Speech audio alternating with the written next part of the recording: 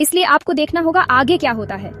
ग्रीष्मा, पिछली बार हमने देखा था कैसे ग्रीष्मा पिल्लई के बाल कोई अदृश्य शक्ति खींच रही थी। उसकी चीखें सुनाई दे रही थीं। वो मंदिर की सीढ़ियों पर बेहोश हो गई। उसकी नब्ज धीमी हो रही थी। समद डर के मारे चिल्लाने लगा, बचाओ बचाओ।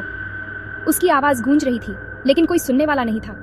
लेकिन कोई नहीं आया। चारों ओर सन्नाटा पसरा हुआ था। वो उसे उठाकर साधु बाबा को ढूंढने लगा।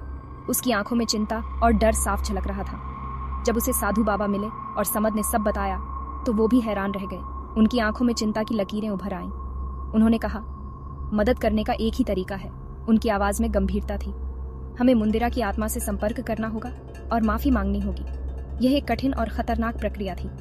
वो समद को पूजा के बारे में समझाने लगे, हर कदम की बारीकी से जानकारी दी। उधर दूसरी दुनिया में ग्रीष्मा उठ गई रोते हुए, मैं कहाँ हूँ? उसकी आवाज में घबराहट थी।